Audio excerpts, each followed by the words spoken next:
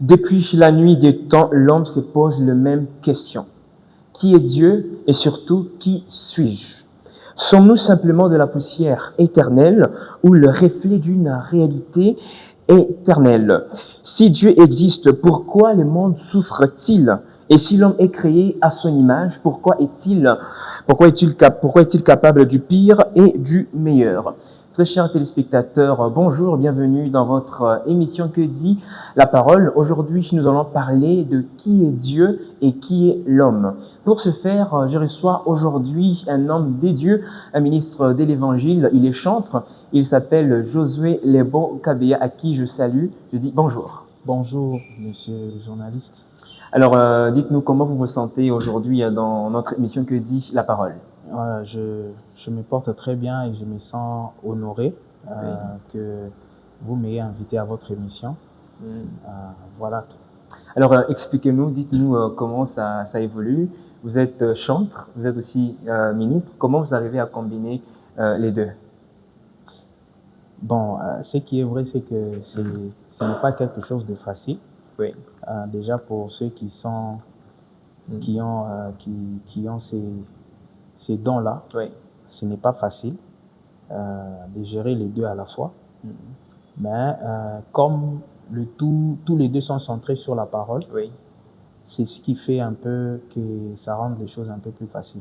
Okay. Donc, le travail de ministre, on le puise dans la parole. Oui. Donc, nous avons le temps de lire la parole, nous recevons des inspirations dans la parole en lisant, en écoutant, et même en observant certains phénomènes de la vie. Oui. Et la musique aussi, c'est presque la même chose. Seulement que dans la musique, il y a quand même de l'art. Oui. On doit mélanger avec, on doit ajouter de l'art. Comme la musique, c'est un art. Alors, c'est un peu ça. Mais les deux ont le même soubassement. C'est ce qui rend un peu les choses faciles. Mais ce n'est pas du tout facile. Ok. Ouais. Alors aujourd'hui, nous parlons de qui est Dieu et qui est l'homme. Ouais. Alors je m'en vais vous poser cette première question. Qui est réellement Dieu selon la parole, donc au-delà des traditions et des perceptions humaines? Oui, bon, comme vous êtes parti de votre question. Oui. Votre question dit qui est Dieu selon la parole? Oui, qui est Dieu? Alors, Dieu, le mot Dieu, d'abord, ça signifie objet d'adoration. Okay. Alors, chaque être humain sur la terre, en dehors de ceux qu'on appelle des athées, donc ceux qui ne croient pas dans l'existence de Dieu, a au moins un Dieu. Alors, dans toutes les religions qui existent dans le monde, chaque religion a un Dieu. Il y a aussi des religions qui n'ont pas un seul Dieu, mais qui ont certaines religions qui, au sein de ces religions, il y a plusieurs dieux, ce qu'on appelle des polythéistes. Ouais. Mais pour nous les chrétiens, pour ne pas aller plus loin, pour nous les chrétiens, nous avons un seul Dieu. Et le Dieu le Dieu des chrétiens, le Dieu selon la Bible, c'est le Dieu qui a créé le ciel et la terre, selon le livre de la Genèse. Oui. Déjà au premier chapitre, on nous dit, donc à l'entrée de la Bible, on nous dit déjà qu'au commencement, Dieu créa le ciel et la terre. Okay. Et lorsque vous allez dans le lexique original du grec, donc la version originale, c'est au commencement, Elohim créa le ciel et la terre. Donc il y a un être suprême qui a créé tout ce que nous avons, tout ce que nous voyons, le monde visible et même le monde invisible que nous ne pouvons pas percevoir. Donc il y a un être supérieur qui a créé ça, qui a créé tout ça. Donc qui a même créé l'humain. Donc l'être humain en soi, en lui, il reconnaît il n'est pas le produit du hasard. C'est-à-dire il reconnaît que je viens de quelque part. Donc j'ai été créé quelque part. Et quand nous observons la nature elle-même, la façon dont elle tourne en harmonie, le soleil s'élève à l'est et se couche à l'ouest, la lune apparaît, les étoiles apparaissent. La manière dont la nature entière fonctionne en harmonie, c'est la preuve qu'il y a un être supérieur qui a créé cela. Okay. Alors, parlons des êtres humains. Oui. Alors, l'homme, alors qui est réellement l'homme, selon la parole de Dieu? Qui est l'homme? Oui. L'homme, selon la parole, l'homme c'est une créature de Dieu, mais qui est à l'image de Dieu. C'est-à-dire que, déjà selon la Bible, quand nous partons dans le livre de la Genèse, au chapitre 1, le livre de la Genèse, chapitre 1, au verset 26, la Bible nous dit que la Bible parle de la création, n'est-ce pas? La Bible parle de la création dans le livre de la Genèse. On nous montre comment est-ce que Dieu a créé. Donc, et la Bible nous parle de 6 jours. Donc, Dieu a créé le premier jour, il a créé la lumière. Le deuxième jour, il a créé certaines choses. Le troisième jour, il a créé le quatrième, le cinquième. Et le sixième jour, il a créé. Et à la fin, quand on entre au chapitre, et quand on arrive au verset 26, dans Genèse, le livre de la Genèse, chapitre 1, verset 26, on dit que, la Bible dit, puis Dieu dit, faisons l'homme à notre image, selon notre ressemblance. C'est-à-dire que l'homme, c'est la créature que Dieu a faite à son image. Vous voyez? Donc Dieu, après avoir créé toutes les choses qui existent sur la terre, il a maintenant créé quelque chose qui est à son image et à sa ressemblance. Donc, quelque chose qui est la réplique de lui-même. Alors, maintenant, cette chose, est-ce que c'est un corps biologique? Est-ce que c'est une âme? Est-ce que c'est un esprit? Voilà. Dans la question, déjà, il y a la réponse. Quand vous allez dans la Bible, dans le livre de... Lorsque Jésus est en train de parler avec la femme samaritaine à propos de l'adoration, dans le livre de... l'histoire se retrouve dans le livre de... Dans l'épître, dans l'évangile selon Jean, au chapitre 4.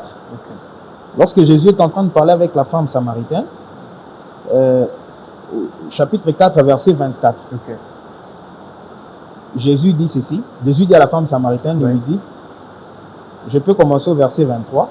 Il dit, mais l'heure vient, et elle est déjà venue, où les vrais adorateurs adoreront le Père en esprit et en vérité. Car ce sont là les adorateurs que le Père demande. Maintenant, le verset 24, Jésus dit à la femme, Dieu est esprit. Et il faut que ceux qui l'adorent, l'adorent en esprit et en vérité. C'est-à-dire l'homme que Dieu a créé à son image, dans le livre à la création, c'est lui qui est dans le livre de Genèse, chapitre 1, verset 26, c'est un homme esprit.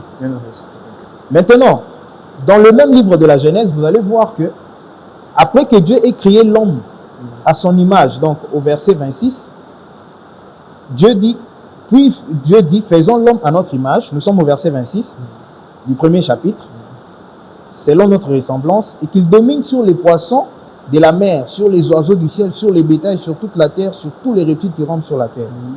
Dieu créa l'homme à son image, il le créa à l'image de Dieu. Il créa l'homme et la femme. Donc l'homme était esprit. Maintenant, quand nous allons dans le livre quand nous allons au chapitre 2, au verset 7, vous allez voir que après que Dieu ait créé l'homme esprit, on parle d'un autre homme. Mais cet homme-là n'est pas créé. Ici, la Bible parle de la formation. C'est un homme qui est formé. Au chapitre 2, verset 7, la Bible dit que l'Éternel, Dieu forma l'homme de la poussière de la terre. Il souffla dans ses narines un souffle de vie et l'homme devint un être vivant. Vous voyez? Donc, selon le message que nous avons reçu au temps de la fin, apporté par le prophète de Dieu, William Branham, parce que ce que je suis en train de dire, je ne le dis pas selon ma connaissance. Donc, je le dis selon ce que je sais, après avoir lu le message de Frère Branham et entendu son message. Le prophète nous dit que Dieu, l'homme a été... Il y a l'homme qui a été créé, dans Genèse 1, 26, c'est l'homme esprit qui est à l'image de Dieu. Et l'homme de Genèse 2:7, c'est un autre homme qui était formé, mais à l'image de bête. L'homme qui était créé à l'image de Dieu, c'était lui qui dominait sur les bétails, selon ce qu'on a lu.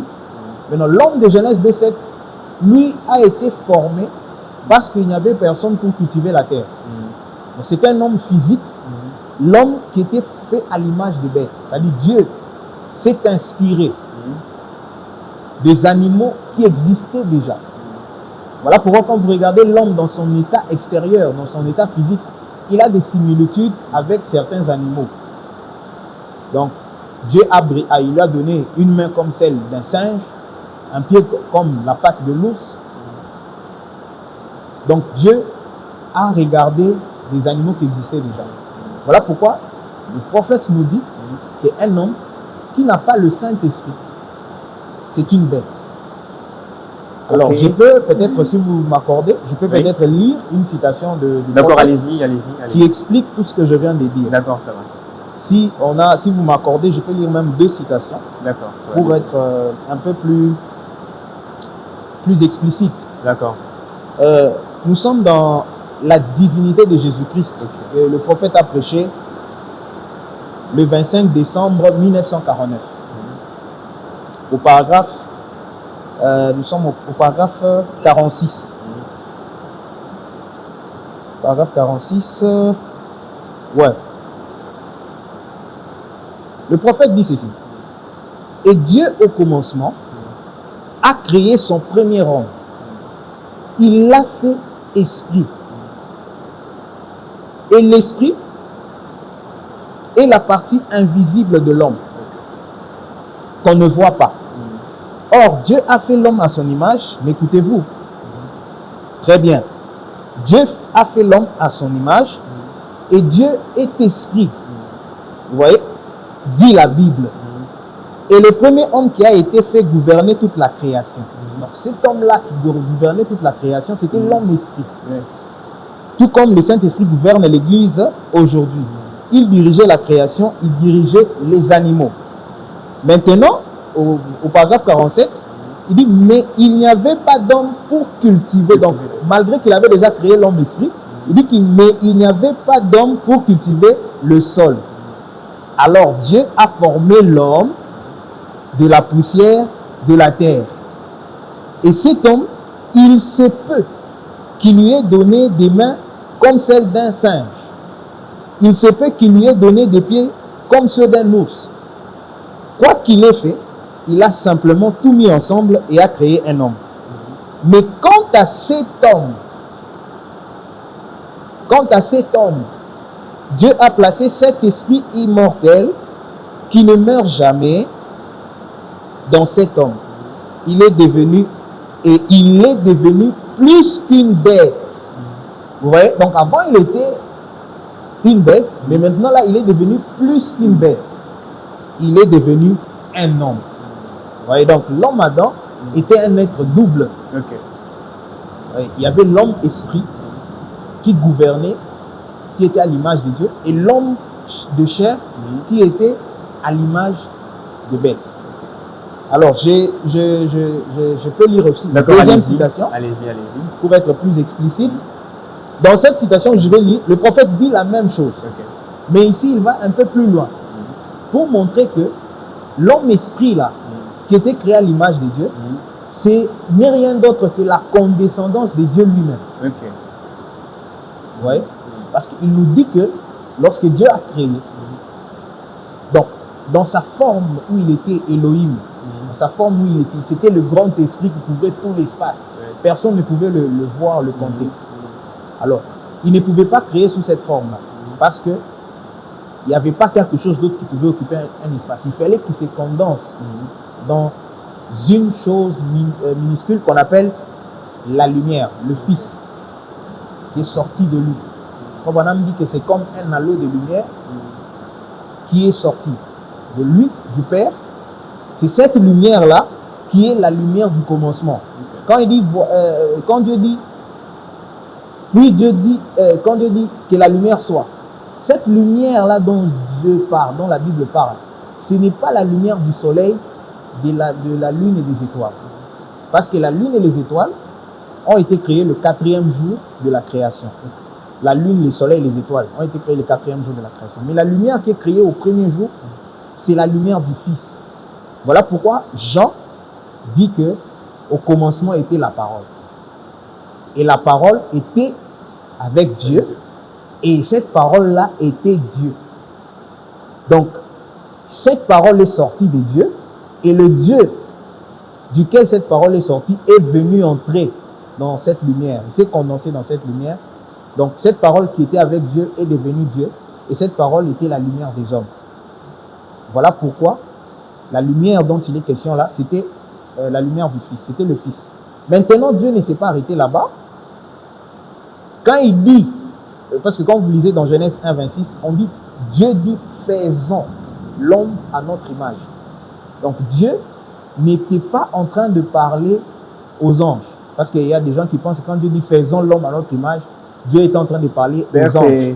C'est la question que j'allais aussi vous poser. Okay. Quand Dieu j'ai anticipé. J'ai anticipé. Faisons l'homme à notre image. À quoi il faisait référence au texte. Oui. Donc, quand Dieu était en train de dire, faisons l'homme à notre image, il n'était pas en train de parler, parce qu'il y a plusieurs personnes qui pensent qu'il était en train de parler avec des anges, ou je ne sais pas quoi. Non. Quand Dieu dit faisons l'homme à notre image, il était en train de parler. C'était le Père, donc la tribu du Père et le Fils qui était sorti de lui, qui communiquaient ensemble. Donc le Père qui était l'Esprit et le Fils qui était la lumière communiquaient maintenant ensemble pour former maintenant l'homme. Donc l'homme était comme la 3e personne de la Trinité. S'il vous plaît, moi ça me dépasse, j'arrive pas à comprendre cela parce que j'essaie aussi de me mettre à la place de ceux qui me suivent et ils peuvent se poser des questions. Alors expliquez-moi un peu, parce que vous dites Dieu, le Père, le Fils et le Saint-Esprit. Au commencement, comment expliquer? Voilà. Est-ce que Dieu avait déjà créé le Fils ou bien comment? Moi je ne comprends pas. Voilà. Je peux récapituler pour bien expliciter. Donc, dans sa forme où il était Elohim, donc dans sa forme où il couvrait tout l'espace, c'est ça la forme du Père. C'est-à-dire que dans cette forme-là, il était invisible. Il couvrait tout l'espace, on ne pouvait pas le voir. Il était dans une dimension élevée, dans une dimension où il était un être invisible. On ne pouvait pas le voir. Il couvrait tout l'espace. Et sous cette forme-là, il ne pouvait pas créer. C'est par le Fils qu'il a créé. Voilà pourquoi, dans Paul, quand il parle dans Colossiens, il dit que le Fils, il est le premier-né de la création. C'est par lui, dans Colossiens chapitre 1, versets 15 et 16, Paul dit que c'est par lui et pour lui que toutes choses ont été créées. Donc Dieu le Père ne pouvait pas créer en étant le Père. Il fallait qu'il a créé au travers du Fils. Vous voyez? Donc c'est cette lumière-là qui est la lumière créatrice. C'est par là que Dieu a créé. Alors, ce Fils-là, ce n'est pas celui de Jean 3,16. Car Dieu a tant aimé son monde et le monde lui a donné son Fils unique. Oui, c'est le même Fils. C'est le même Fils. Parce que Jésus était le Fils de Dieu. Mais Jésus, le Fils de Dieu, n'a pas commencé à exister quand il est né chez Marie. Vous voyez? Donc, quand Jésus se présente comme étant le Fils de Dieu, il n'est pas le Fils de Dieu qui est né chez Marie. Jésus a commencé à exister depuis la création. Voilà pourquoi on dit qu'il est le Paul. Quand Paul est en train d'exalter Jésus dans Colossiens, Paul n'a jamais rencontré Jésus dans la chair. C'était les autres apôtres qui ont vécu avec lui. Paul a rencontré Jésus sous forme de la lumière. Donc Paul ne connaissait pas Jésus dans la chair. Paul connaissait Jésus sous forme de la lumière. Voilà pourquoi, lorsque Paul est en train de parler de Jésus, il exalte la lumière, donc le Jésus qui a existé depuis la création. Parce que quand il dit qu'il est le premier-né de la création, or le Jésus, corps, le physique, qui est sorti chez Marie, qui est né chez Marie, n'a pas commencé, celui-là, il a eu un commencement. Vous voyez? Mais à l'intérieur de lui, il y avait la lumière. Donc c'est Jésus dans Jésus. Vous comprenez? Donc Jésus, la lumière, était dans Jésus, le corps, qui est né chez Marie. Alors, vous dites que Jésus-Christ a existé avant la création. Non, pas avant la création. Bon, oui, il a existé à la création. À la création. Oui. Alors, nous savons tous que ce qu'on enseigne, tout ce qu'on voit aujourd'hui, c'est que certains prédicateurs disent, c'est lorsque l'homme a péché et Dieu a vu cela et il s'est dit que non, je dois venir sur cette terre pour sauver l'humanité. Vous ne trouvez pas que Dieu savait déjà que l'homme allait tomber et puis il avait déjà créé Jésus? C'est pour ces buts-là ou soit c'était pour quelle raison? Bon, quand vous lisez la prédication du prophète Christ et les mystères de Dieu révélés, vous allez comprendre que c'était un dessein en Dieu. Ok. Donc, ce sont des choses tellement c'est profond, ça ne peut pas nous prendre peu de temps, mais on peut quand même expliciter pour que ceux qui peuvent se poser ces questions-là puissent comprendre un peu. Dieu, avant qu'il ne puisse créer quoi que ce soit, selon ce que le prophète dit dans cette prédication, il dit que Dieu avait un triple dessein. Ok. Dans ce triple dessein-là, il devait se manifester, se révéler lui-même personnellement à l'homme. Le deuxième dessein, c'était de prendre la prééminence dans l'Église, dans son Église, ou dans l'homme. Et la troisième chose, c'était de restaurer l'Éden. Okay. Il avait déjà ce dessein-là, il avait déjà ce triple dessein-là en lui. Okay. Ce qui prouve qu'il savait. Dieu savait. Parce que s'il ne savait pas, il ne peut pas être omniscient. Il ne peut pas être omniscient s'il ne savait pas que l'homme allait tomber. Okay. Donc, avant même qu'il ne puisse créer l'homme, qu'il ne puisse créer les anges, qu'il ne puisse créer quoi que ce soit, quand il était encore lui seul, il avait déjà ces dessins-là. Dans ces dessins-là, il s'est révélé à l'homme, prendre la prééminence et puis restaurer l'Éden. Et s'il savait, pourquoi il n'a pas empêché l'homme de tomber? Voilà. C'est parce qu'en lui, il y avait des attributs. C'est une question qu'on a posée une fois au prophète. Okay. Pourquoi est-ce qu'un Dieu si bon pouvait laisser l'homme tomber? C'est ça la question que beaucoup de gens se posent. C'est parce qu'en lui, il y avait des attributs. Okay. Il y avait les attributs d'être un rédempteur, d'être un sauveur, d'être un guérisseur, d'être toutes ces choses.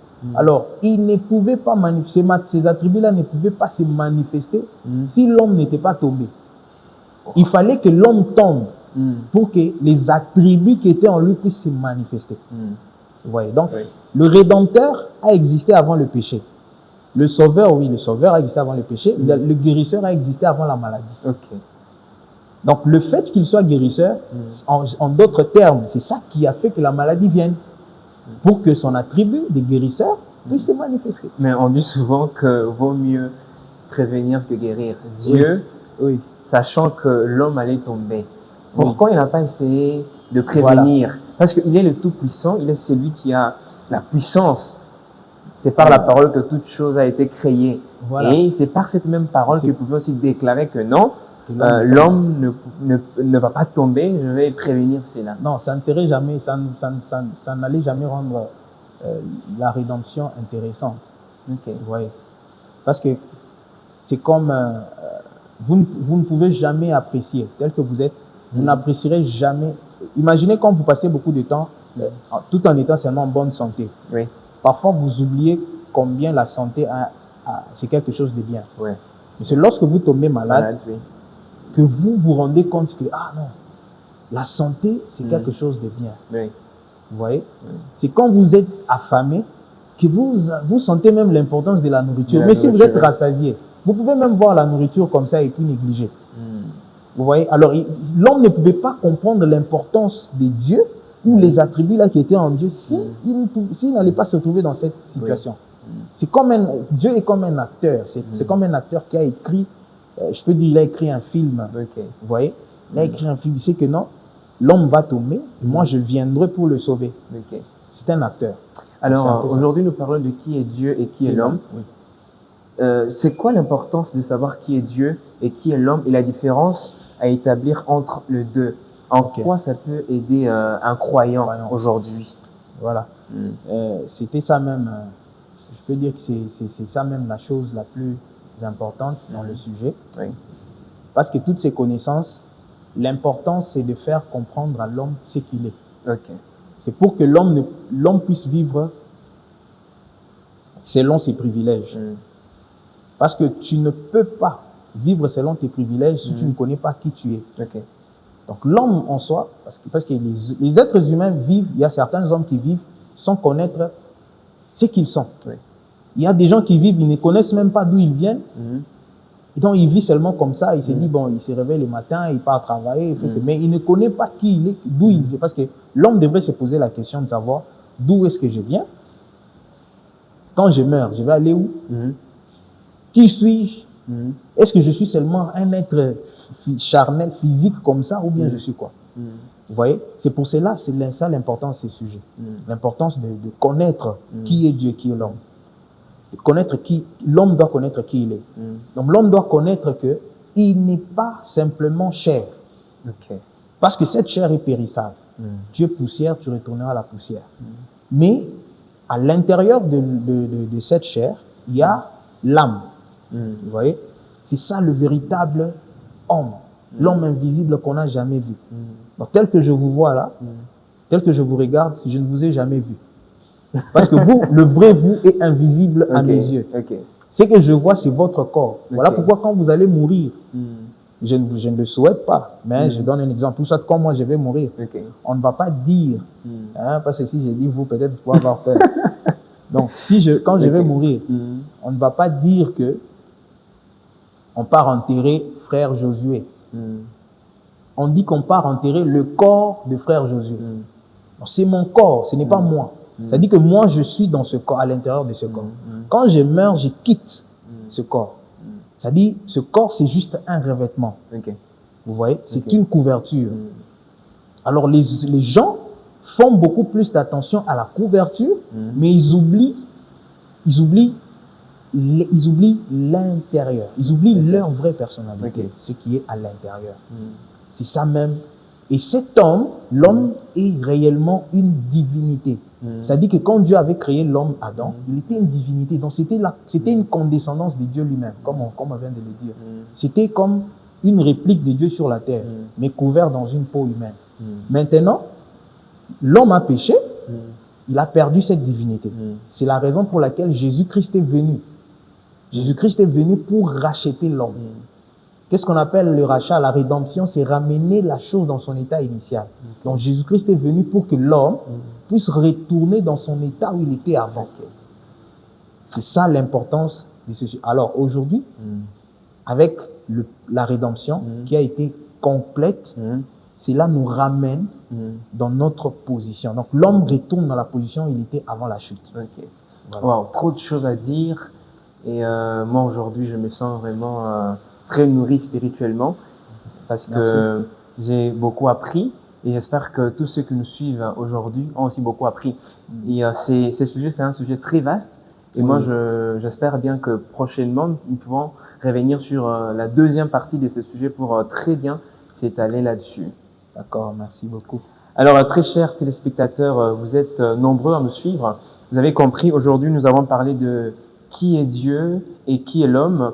Et l'importance de savoir qui ils sont, c'est très important pour un chrétien, c'est très capital parce que ça vous permet de très bien vous positionner, ça vous permet d'être affermi dans votre croyance.